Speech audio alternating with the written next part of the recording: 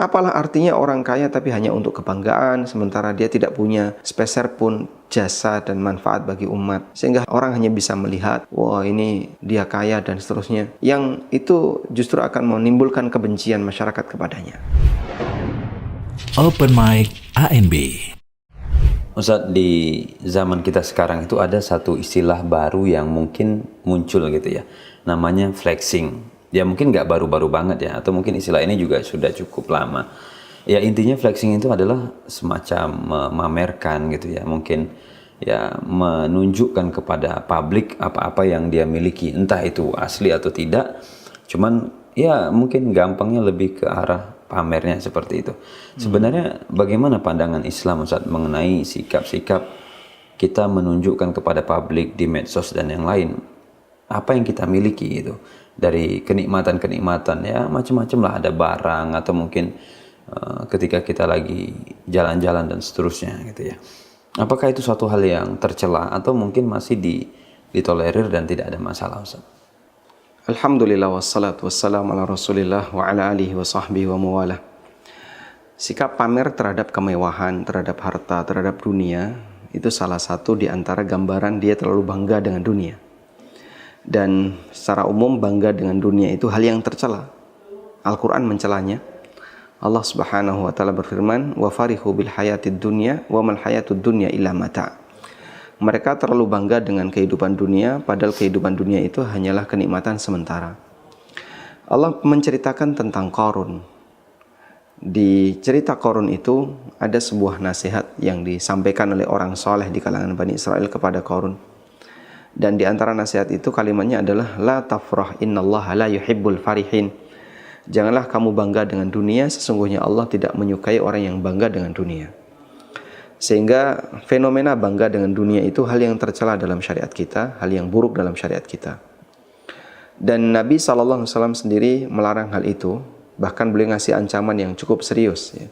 Sebagaimana disebutkan dalam hadis dari Ummu Salamah radhiyallahu anha, Rasulullah SAW pernah bersabda, man syariba min ina'i zahabin aw fiddah, barang siapa yang minum dengan menggunakan wadah emas atau wadah perak, innama yujarjiru fi batnihi nar jahannam, maka hakikatnya dia sedang memasukkan sesuatu yang bergerumuh dalam perutnya dari neraka jahanam.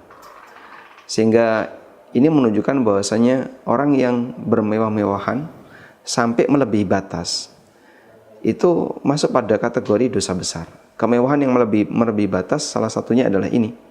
Dia menggunakan wadah yang terbuat dari emas untuk minum, untuk makan.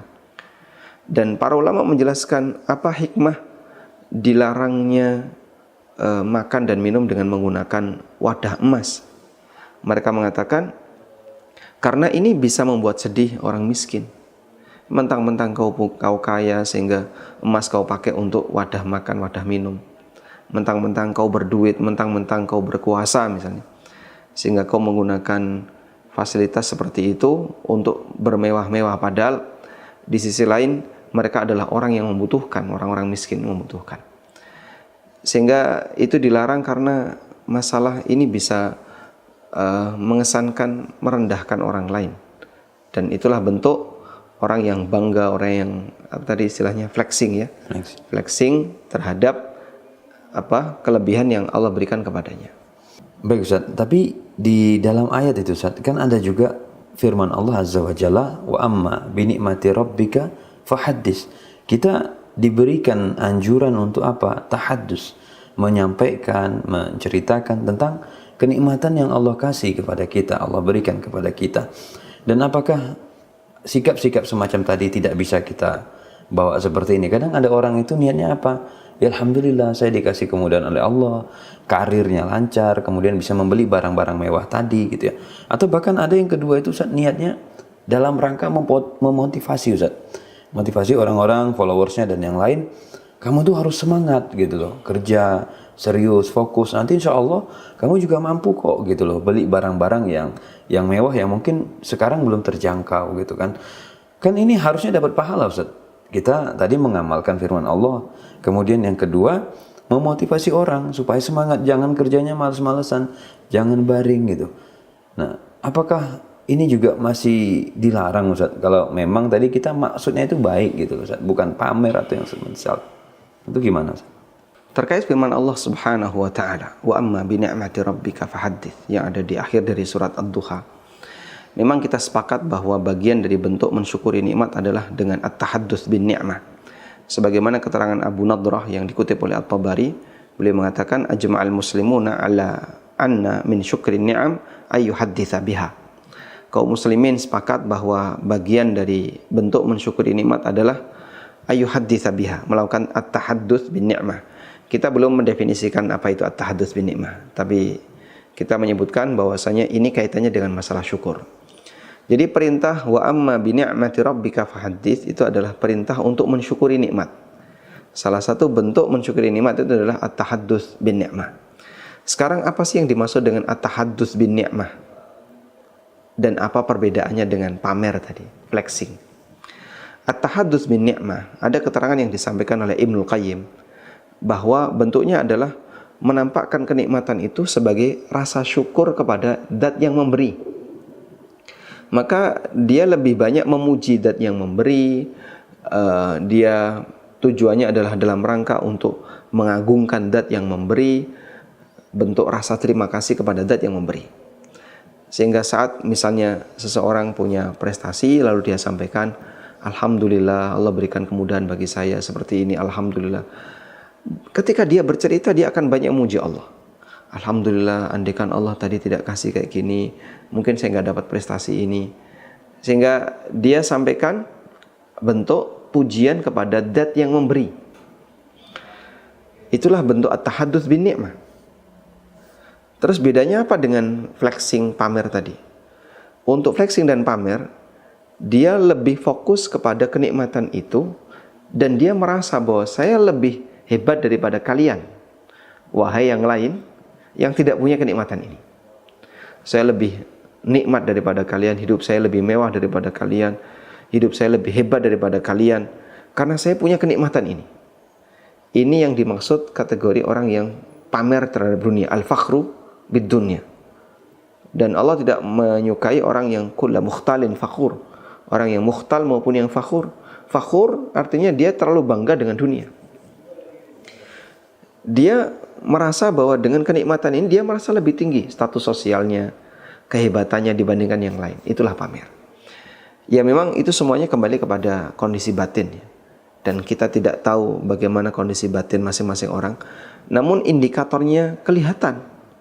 Kelihatan indikatornya itu dari mana, Pak? Ketika saat dia bercerita itu sepeser pun tidak ada maksud untuk mengagungkan Allah, maka nggak ada lafaz alhamdulillah, tidak ada lafaz memuji Allah, tapi lebih lebih mengesankan tujuannya adalah untuk menunjukkan bahwa saya punya ini loh. Saya punya ini dan ini adalah prestasi saya. Saya lebih unggul daripada kalian. Itulah bangga dengan dunia yang tercela. Wa farihu bil hayatid dunya. Mereka bangga dengan dunia, wa mal hayatud dunya illa mata. Padahal itu hanya kenikmatan sementara. Maka bedakan tahadduts bin nikmah itu kaitannya dengan syukur, membangun rasa syukur. Sehingga dia banyak memuji Allah di depan orang lain yang dia kasih cerita. Alhamdulillah kita dikasih kemudahan seperti ini. Nah, sementara yang ini lebih cenderung membanggakan materi. Lalu dia merasa lebih tinggi posisinya, status sosialnya dibandingkan yang tidak punya materi ini. Baik Ustaz, insya Allah sudah clear itu Ustaz batas pisahnya gitu ya. Nah sekarang Ustaz, tadi Ustaz sempat sebut nih ketika dilarang itu hikmah pakai bejana emas dan yang lain, katanya kan menyakiti orang-orang miskin dan yang lain. Nah kalau kita tarik kepada kasus kita flexing ini Ustaz, pamer ketika seseorang posting membagikan momen perjalanan dan seterusnya atau barang mewah yang dia miliki. Kemudian kan itu ada followers, ada yang lain. Nah, bagaimana kalau misalkan mereka yang melihat justru jadi sakit hati Ustaz? Justru jadi ngerasa kurang bersyukur. Wah, saya HP-nya nih harganya 1 juta. HP dia harganya 5 juta. Saya pengen HP yang 5 juta. Jadi akhirnya tidak mensyukuri yang 1 juta. Nah, apakah si pembuat postingan itu Ustaz kena dosa Ustaz? Gara-gara apa? Gara-gara dia posting ternyata malah menimbulkan efek buruk bagi orang lain, atau itu sudah di luar kendali, yaitu urusan kamu lah. Urusan saya adalah niat saya, yang penting saat saya posting dan yang lain niatnya syukur, atau ketika saya posting ya niatnya tadi memang saya mau pamer, kan berdosa tuh dengan niat. Adapun efeknya kepada orang lain, dia salah paham, mungkin ada yang menghujat, ada yang hasad, ya itu urusan mereka. Nah, itu gimana Ustaz hubungannya dengan si followers atau dengan yang melihat itu Ustaz? Bedakan antara orang melakukan kebaikan dan keburukan. Kalau dia melakukan keburukan kemudian dikomentari miring oleh orang lain, ya itu konsekuensi buruk yang harus dia terima. Karena perbuatannya hal yang buruk. Sehingga bisa jadi komentar orang miring kepada dia itu adalah hukuman yang disegerakan oleh Allah Ta'ala. Berbeda dengan orang yang melakukan kebaikan. Orang melakukan kebaikan lalu dikomentari. Misalnya kita berangkat ke masjid, lalu ada orang yang gak suka, ini kok mondar-mandir ke masjid setiap hari, kamu soleh amat sih, ya. Jangan jadi orang yang mabuk agama. Nah, dia benci dengan keberadaan orang yang rajin ke masjid, atau orang yang rajin ikut kajian, atau keberadaan orang yang dia komitmen dengan agamanya. Itu kenapa celanamu kok cingkrang? Apa urusannya? Ini bukan celana kamu, ini celana saya. Misalnya seperti itu. Dalam posisi ini, ketika dia dikomentari miring oleh orang lain, maka itu konsekuensi dari dia berbuat baik. Tapi dia akan dapat pahala, tambahan pahala ketika dia bersabar saat dia mendapatkan penghinaan dan ejekan tersebut. Karena orang berbuat baik dikomentari miring akan menjadi sumber pahala bagi yang bersangkutan, orang yang dikomentari buruk tadi. Baik. Selanjutnya, yang melakukan keburukan kemudian menimbulkan keburukan berikutnya. Apakah ini juga berdosa? Bisa jadi dia turut nanggung dosa keburukan berikutnya. Misalnya, orang pamer maksiat sampai membuat orang tiru-tiru. Kalau saya punya duit, saya akan seperti itu. Dia pamer apa misalnya? Pamer Homer misalnya. Pamer Homer yang mahal. Nah, saat dia pamer Homer yang mahal itu, kemudian orang tiru-tiru. Oh, nanti kalau saya punya duit, saya akan pamerkan seperti itu. Maka gara-gara dia pamer Homer, sampai membuat banyak orang jadi mau beli Homer.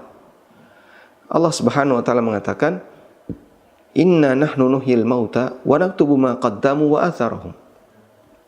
Kami yang menghidupkan makhluk yang sudah mati. Wa naktubu ma qaddamu, dan kami catat apa yang mereka kerjakan. Wa atharahum, berikut dampak buruknya dan dampaknya. Dampak di sini bisa dampak baik dan buruk ya. Kalau perbuatan baik menghasilkan dampak baik, dan perbuatan buruk menghasilkan dampak buruk. Kami catat perbuatan dan berikut dampaknya. Ketika yang dicatat itu adalah perbuatan dan dampaknya, maka saat ini memberikan dampak buruk dengan